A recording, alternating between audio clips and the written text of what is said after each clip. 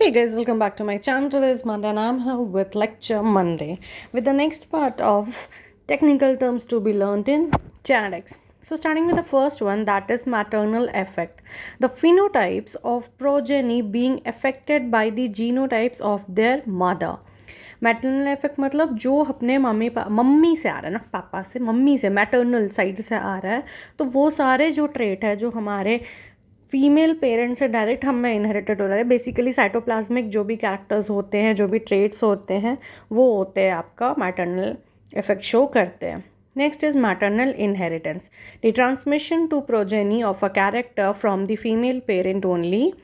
Cytoplasmic inheritance, जैसा मैंने अभी जस्ट बोला कि जो साइटोप्लाज्मिक इनहेरिटेंस होता है दैट इज़ बेसिकली मैटरनल, क्योंकि जब जाइगोट बनता है ना तो मेल पेरेंट का सिर्फ न्यूक्लियाई आता है, जबकि फीमेल पेरेंट का फुल साइटोप्लाज्म होता है। तो साइटोप्लाज्म कहाँ से आ रहा है? फीमेल पेरेंट से। तो वहाँ वाला जो डीएनए होता है उससे जो भी ट्रेट्स बिल्डअप होते हैं वो सारे मैटरनल इफेक्ट होते हैं, या फिर उसको मैटरनल इनहेरिटेंस बोलते हैं। Next is MB. एमबी मतलब mega base pairs, that is 10 to the power 6 base pair of DNA और 10 to the power 6 basis of RNA. Mean क्या होता है? जितने भी ऑब्जर्वेशन है उसको ऐड करो and divided by number of observation. ये बेसिकली क्या होता है कि हमारे पास जब बहुत सारे नंबर्स होते हैं तो एक एवरेज निकालना होता है ना, तो average is equal to mean.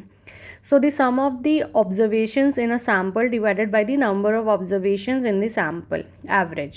Next one is megasporogenesis. Now megasporogenesis मतलब क्या हो गया कि आपका फीमेल स्पोर बन रहा है, ठीक है, मियोसिस के through. Production of female spore through meiosis in the ovules of plant. Mega microsporogenesis हो जाता है जब मेल पार्ट बनता है, मेल स्पोर्स बनता है। अब मियोसिस क्या होता है? मियोसिस में एक सेल जो होता है वो 4 में डिवाइड होता है। एक तो ये जनरली ये किस में होता है? सेक्सुअल गैमेट्स में होता है। 2 cell division occurring one after the other following only one round of DNA replication shows chromosome pairing and chromosome separation in the first division and chromatid separation in the second, leads to the formation of haploid daughter cells, spores in plants and gametes in animals. तो gonads में ये होता है, gamete formation के लिए होता है 2 बार cell division होगा।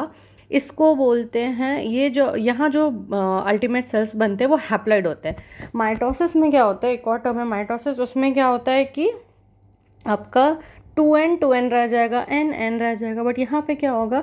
यहाँ पे आपका हैप्लॉइड नंबर हो जाएगा। सो बेसिकली गैमेट्स फॉर्मेशन में ये हेल्प करता है। तो एनिमल्स में हम लोग गैमेट्स बोलते हैं एंड प्लांट्स में हम लोग स्पोर्स बोलते हैं, वही लिखा हुआ है।